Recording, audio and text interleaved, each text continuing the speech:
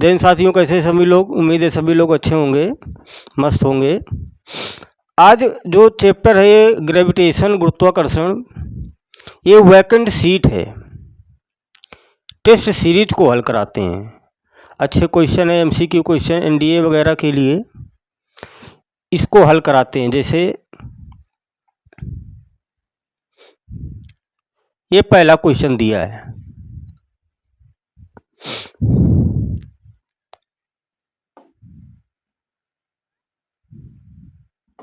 पहला क्वेश्चन कह रहा है कि यदि दो द्रव्यमानों के बीच की दूरी, यदि दो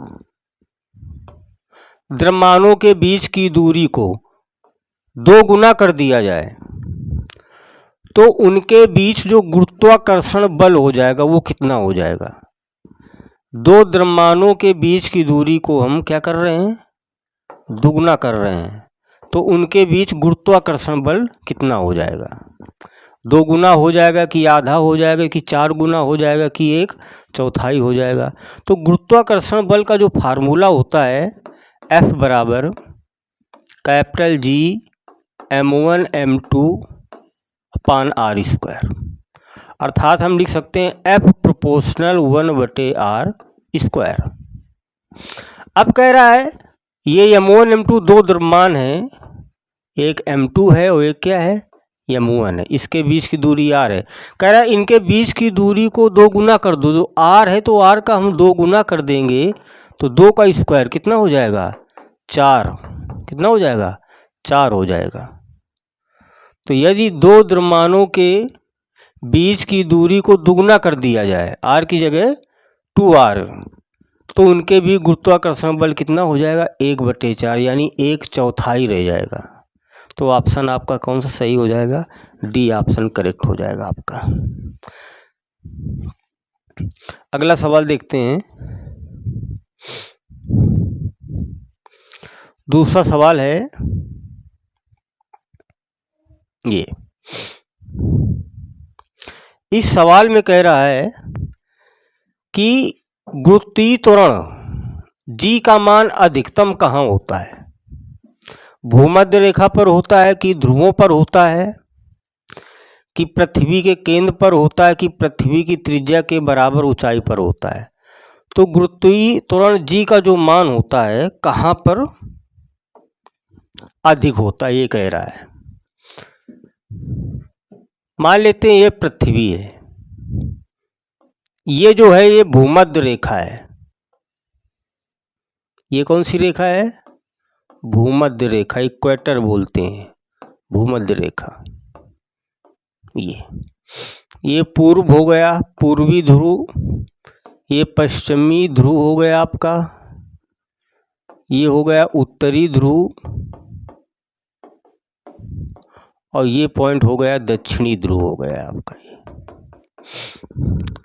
अब स्मॉल जी की बात कर रहा है, तो स्मॉल जी का फार्मूला क्या होता है, कैपिटल G me/re²। स्मॉल जी और कैपिटल G में संबंध यही होता है। me पृथ्वी का द्रव्यमान है, re त्रिज्या है। अब यहाँ से देखते हैं, अगर हम भूमध्य रेखा की तरफ इधर जा रहे हैं पूर्व की तरफ, ये तो ये जो दूरी है, और ध्रुव की तरफ जा रहे हैं, ये जो दूरी है, ये दूरी अधिक है और यहाँ से ये दूरी क्या है, कम है। तो अगर re का मान आपका कम हो जाएगा, लो हो जाएगा, तो G का मान क्या हो जाएगा, अधिक हो जाएगा। तो ध्रुव पर अगर हम केंद्र से देखें तो ये जो दूरी है ध्रुव से और भूमध्य रेखा की पूर्व की ये दूरी अधिक है, ये क्या है, कम है। तो re का मान कम है तो G का मान, ये कम होगा तो ये क्या होगा, अधिक होगा। जब G का मान अधिक होगा तो क्वेश्चन कह रहा है गुरुत्वीय त्वरण का मान अधिकतम कहाँ होगा, तो ध्रुवों पर अधिकतम होगा। ध्रुवों पर स्मॉल G का मान क्या होगा, अधिकतम होगा। तो ऑप्शन कौन सा करेक्ट होगा, बी पार्ट सही हो जाएगा। और यदि क्वेश्चन में पूछ ले कि भार कहाँ अधिक होगा, तो भार का जो फार्मूला होता है m/g होता है। तो जब G का मान अधिक है तो भार भी क्या होगा, अधिक होगा। तो ध्रुवों पर भार भी क्या होता है, अधिक होता है। G का मान अधिक होता है तो भार भी क्या होगा, अधिक होगा। बी करेक्ट आंसर है इसका। अगला क्वेश्चन देखते हैं।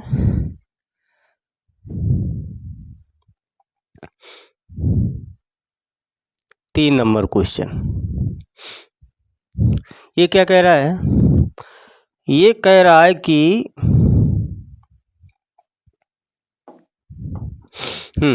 पृथ्वी की सतह से पलायन वेग किस पर निर्भर करता है? पृथ्वी की सतह से पलायन वेग किस पर निर्भर करता है? तो देखो, पलायन वेग का फार्मूला पता होना चाहिए। एस्केप वेलोसिटी वी बराबर फार्मूला होता है √2GME/RE। अगर हम, चूंकि स्मॉल जी बराबर क्या होता है, कैपिटल GME/RE स्क्वायर। अगर इससे GME का मान निकालेंगे, यहाँ रख देंगे, तो ये क्या आ जाएगा 2GRE स्क्वायर बटे RE। RE से RE कैंसिल हो जाएगा, तो पलायन वेग का फार्मूला आ जाएगा √2GRE। ये फार्मूला होता है पलायन वेग का। तो कह रहा है कि पलायन वेग किस पर निर्भर करता है? तो पलायन वेग किस पर निर्भर करता है? द्रव्यमान पर निर्भर करता है। ऑप्शन बी है द्रव्यमान पर। कह रहा है पिंड के द्रव्यमान पर कि पृथ्वी के द्रव्यमान पर, कि इनमें से कोई नहीं, प्रक्षेपण की दिशा पर दिशा है ही नहीं, तो पिंड के द्रव्यमान पर निर्भर करता है। तो पलायन वेग जो वी होता है पिंड के द्रव्यमान पर निर्भर करता है। और पलायन वेग होता कितना है पृथ्वी तल पर? तो √2G की वैल्यू 9.8 और पृथ्वी की त्रिज्या 6400 किलोमीटर। इसे मीटर में बनाएंगे तो 1000 क्या करा देंगे गुणा। तो इसको अगर हम हल करेंगे तो ये आ जाएगा लगभग 11.2 किलोमीटर पर सेकेंड। ये तो पृथ्वी तल पर पलायन वेग का मान कितना होता है? 11.2 किलोमीटर पर सेकेंड होता है। और पलायन वेग होता क्या है? जब हम किसी पिंड को पृथ्वी तल से 11.2 किलोमीटर पर सेकेंड वेग से अगर फेंक देते हैं तो वह पिंड पृथ्वी के गुरुत्वीय क्षेत्र के बाहर चला जाता है और कभी वापस नहीं आता, यानी पलायन कर जाता है, पृथ्वी के गुरुत्वीय क्षेत्र के बाहर चला जाता है। तो वह वेग क्या कहलाता है? पलायन वेग कहलाता है।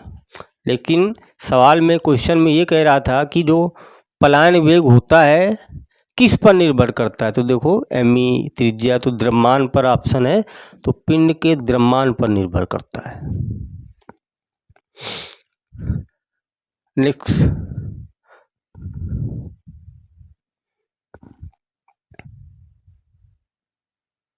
ये रहा चौथा क्वेश्चन। इस सवाल में क्या कह रहा है कि पृथ्वी की सतह से पलायन वेग का मान कितना होता है? पृथ्वी की सतह से पलायन वेग का मान कितना होता है? तो अभी हमने बताया पलायन वेग का फार्मूला V बराबर √2GRE होता है। यहाँ सब वैल्यू रख देंगे। √2G का मान 9.8 और RE पृथ्वी की त्रिज्या होती है 6400 किलोमीटर। इसे हम मीटर में बना देंगे तो 1000 का गुणा करा देंगे। इसको अगर हम हल करेंगे तो लगभग 11.2 किलोमीटर पर सेकेंड आ जाएगा। तो पृथ्वी पर पलायन वेग कितना होता है? 11.2 किलोमीटर पर सेकेंड। ये बी ऑप्शन आपका क्या होगा? सही होगा। ये क्या होगा? गलत। 9 ये बिल्कुल, ये मीटर पर सेकेंड में दिया, देखो गलत है। तो ये है पृथ्वी की सतह से पलायन वेग का मान कितना होता है? 11.2 किलोमीटर पर सेकेंड होता है। ये कह रहा है कि यदि पृथ्वी का द्रव्यमान स्थिर रहे, देखो पृथ्वी का जो द्रव्यमान है वो क्या है? स्थिर है। यहाँ पर पृथ्वी का द्रव्यमान स्थिर है लेकिन उसकी त्रिज्या 1% क्या हो जाए? सिकुड़ जाए, यानी कम हो जाए, तो G का मान कितना होगा? देखो स्मॉल g बराबर कैपिटल GME/RE स्क्वायर। ये कह रहा है ये द्रव्यमान क्या है आपका? स्थिर है, तो इसे हम लिख सकते हैं स्मॉल जी प्रोपोर्शनल 1/RE का स्क्वायर। अगर हम इसको ऊपर ले जाएं तो स्मॉल जी बराबर क्या आ जाएगा, RE पावर -2 आ जाएगा। अब यहाँ कह रहा है उसकी त्रिज्या 1% सिकुड़ जाती है, तो प्रतिशत की बात कर रहा है, तो देखो डेल्टा G/G लिख सकते हैं बराबर ये -2 गुणा में आ जाएगा। RE को क्या लिख सकते हैं, डेल्टा RE/RE। ये अब क्या कह रहा है, इसकी त्रिज्या में 1% सिकुड़ जाती है, यानी डेल्टा R/R बराबर 1%। सिकुड़ का मतलब कम हो जाती है, तो माइनस लगा देंगे, तो डेल्टा G/G बराबर आ जाएगा -2, और इसकी जगह क्या लिख देंगे, -1%। तो ये माइनस माइनस क्या हो जाएगा, प्लस का 2%। तो डेल्टा G/G अर्थात डेल्टा G बराबर क्या आ जाएगा, G का प्लस का 2%। तो गुरुत्वीय त्वरण जो G का मान होगा, देखो प्लस का 2% क्या हो जाएगा, बढ़ जाएगा।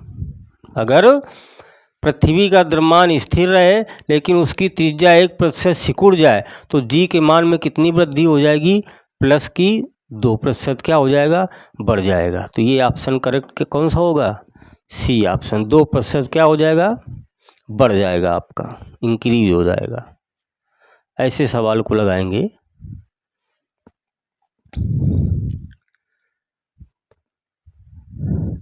आगे देखते हैं, ये 6 नंबर क्वेश्चन है। ये क्वेश्चन कह रहा है बच्चा, ये कह रहा है कि पृथ्वी की सतह के अत्यंत निकट चक्कर लगाने वाले उपग्रह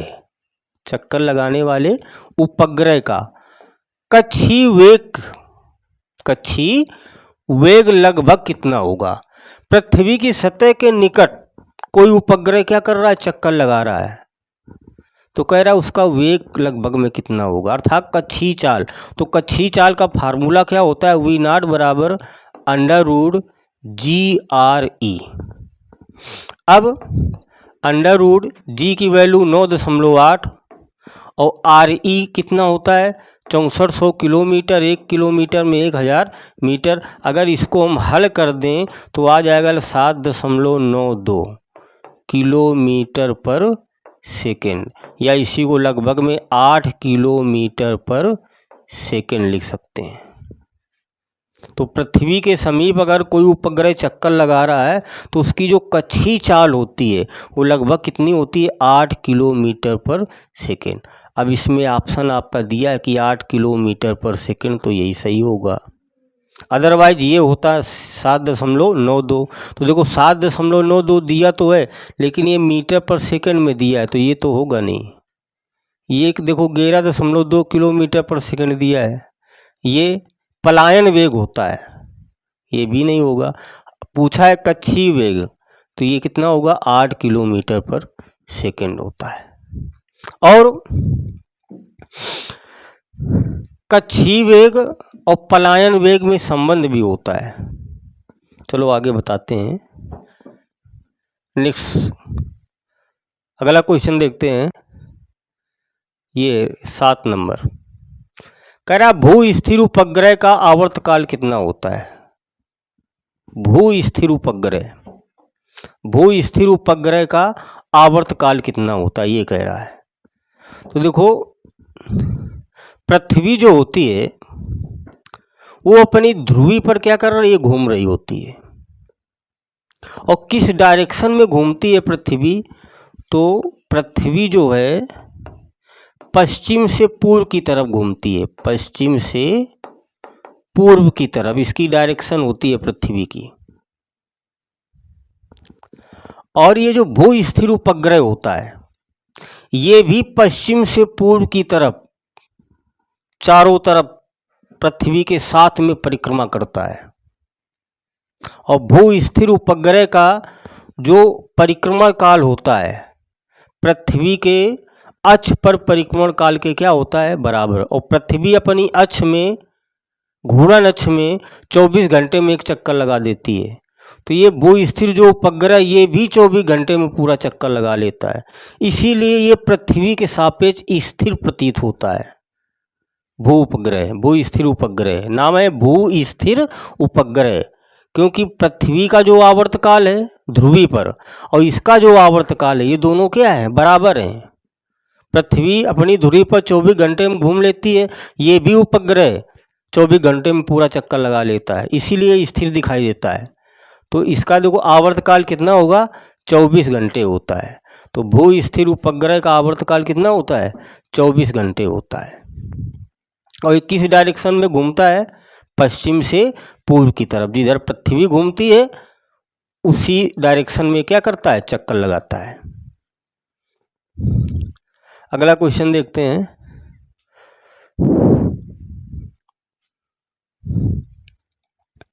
क्वेश्चन नंबर 8 ये रहा। ये कह रहा है कि केपलर का द्वितीय नियम क्षेत्रफल का नियम, बिल्कुल सही है, किसके संरक्षण का सीधा परिणाम है। कुल मिला के केपलर का द्वितीय नियम किस संरक्षण पर आधारित है, रेखीय संवेग पर आधारित है कि ऊर्जा पर आधारित है कि कोणीय संवेग पर आधारित है कि द्रव्यमान पर आधारित है। तो केपलर का नियम क्या है, द्वितीय नियम, कि प्रत्येक ग्रह सूर्य के चारों ओर चक्कर लगाता है और क्षेत्रफलीय चाल में चक्कर लगाता है। तो इसका मतलब है प्रत्येक ग्रह, ये मान लेते हैं सूर्य है और सूर्य के चारों ओर कोई ग्रह क्या कर रहा है, चक्कर लगा रहा है, इसके चारों ओर क्या कर रहा है, चक्कर लगा रहा है। अब जब इसको केंद्र माना गया है, कोई ग्रह चक्कर लगा रहा है इसके चारों, तो इसके केंद्र की ओर या विकेंद्र बल काम करेगा। और बात ये है इसके केंद्र की तरफ जो बल काम करता है उस बल के अलावा इसके बाहरी बल, इस ग्रह के बाहरी बल, कोई बल आघूर्ण ये काम नहीं करते, बस केंद्र की ओर ही काम करता है, इसके अलावा कोई भी बल काम नहीं करता। इसलिए इसका जो कोणीय संवेग होता है, कोणीय संवेग क्यों, क्योंकि चारों तरफ क्या कर रहा है, घूम रहा है, तो कोणीय वेग से तो घूमेगा। तो इसका जो कोणीय संवेग होता है, क्या होता है, कोणीय संवेग, वो क्या होता है, नियत रहता है। क्या होता है, नियत रहता है। जब कोई ग्रह सूर्य के चारों ओर चक्कर लगाता है तो उसके केंद्र की तरफ तो बल कार्य करता है, इसके अलावा कोई बल, कोई अलग से बल कार्य नहीं करता उस ग्रह पर, इसलिए उसका कोणीय संवेग क्या होता है, बराबर रहता है, नियत रहता है। तो केपलर का द्वितीय नियम किसके संरक्षण का सीधा परिणाम है, कोणीय संवेग संरक्षण का सीधा परिणाम है। ये ऑप्शन करेक्ट है बिल्कुल, कोणीय संवेग, ये चेंज नहीं होगा। अगला क्वेश्चन की तरफ चलते हैं। क्वेश्चन नंबर 9, पृथ्वी के केंद्र पर किसी वस्तु का भार कितना होता है, बिल्कुल सही, पृथ्वी के केंद्र पर किसी वस्तु का भार कितना होता है। तो पृथ्वी के केंद्र मतलब नीचे, और जब हम नीचे चलते हैं तो जी डैश बराबर फार्मूला क्या होता है, G1 - h/r, या आर ई, पृथ्वी की त्रिज्या क्या हो जाएगी, आर ई। अब पृथ्वी के केंद्र की बात कर रहा है, पृथ्वी के केंद्र पर, तो यहाँ पे h बराबर क्या आ जाएगा, आर ई हो जाएगा। तो h की जगह हम आर ई लिख देंगे, तो जी डैश बराबर क्या हो जाएगा, G1 - h की जगह R E upon R E, ये कैंसिल, तो 1 तो क्या आ जाएगा, ये G1 - 1 यानी 0, तो क्या हो जाएगा, 0 हो जाएगा। तो पृथ्वी तल के नीचे यानी केंद्र पर गुरुत्वीय त्वरण का मान क्या होता है, 0 होता है। कह रहा है वस्तु का भार कितना होगा, जब G का मान क्या है, 0, तो वस्तु का भार का फार्मूला W बराबर क्या होता है, m × G, और केंद्र पर G का मान क्या होगा, 0, तो W बराबर क्या हो जाएगा, भार भी क्या हो जाएगा, 0 हो जाएगा। तो पृथ्वी के केंद्र पर किसी वस्तु का भार कितना होता है, 0 होता है, क्योंकि गुरुत्वीय त्वरण 0 होता है, और गुरुत्वीय त्वरण 0 हो जाएगा तो उसका भार भी 0 हो जाएगा। तो इसमें कौन सा ऑप्शन होगा, सी ऑप्शन करेक्ट होगा भैया, सी ऑप्शन इसका क्या होगा, बिल्कुल करेक्ट होगा। अगले क्वेश्चन की तरफ चलते हैं, टेस्ट सीरीज है, इसको हल करा रहे हैं। क्वेश्चन नंबर 10 देखते हैं। बहुत ही अच्छा क्वेश्चन है। कह रहा कि यदि कोई व्यक्ति एक गहरी खदान के भीतर जाता है तो उसका भार कितना होगा? बढ़ेगा, घटेगा, अपरिवर्तित रहेगा या पहले बढ़ेगा फिर घटेगा, ये कह रहा है। तो यदि कोई व्यक्ति एक गहरी खदान यानी पृथ्वी तल के नीचे जा रहा है और जब नीचे जाएगा तो नीचे जाने पर जी, फार्मूला क्या होता है? जी बराबर जी इंटू 1 - h/r होता है। ये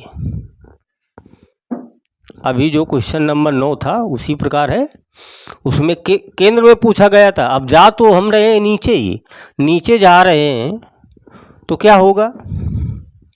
जी का मान क्या होगा? कमी होगा। पृथ्वी तल से जब हम नीचे जाते हैं तो जी के मान में क्या होती है? कमी होती है। जब जी के मान में कमी होगी तो उसका भार भी क्या होगा? कम होगा। W बराबर m इंटू जी। जी के मान में कमी होगी तो भार भी क्या होगा? कम ही होगा, क्योंकि पृथ्वी तल से नीचे जाने पर धीरे धीरे केंद्र की तरफ जाएंगे तो वहाँ गुरुत्वीय त्वरण क्या होता है? शून्य हो जाता है। तो पृथ्वी तल से नीचे जाने पर जी का मान क्या होता है? कम होता है। वो फार्मूला होता है, डेरिवेशन होता है, ये फार्मूला होता है। पृथ्वी तल से जितना नीचे जाएंगे एच का मान जितना आर से, तो क्या हो जाएगा? बराबर होता चला जाएगा, कम होता चला जाएगा। एच बराबर आर हो जाएगा तो गुरुत्वीय त्वरण शून्य हो जाएगा। तो जब जी का मान क्या हो जाएगा? कम हो जाएगा तो भार भी क्या हो जाएगा? कम ही हो जाएगा। तो ऑप्शन कौन सा सही है? कम होगा अर्थात घटेगा। ये बी ऑप्शन करेक्ट हो जाएगा इसका।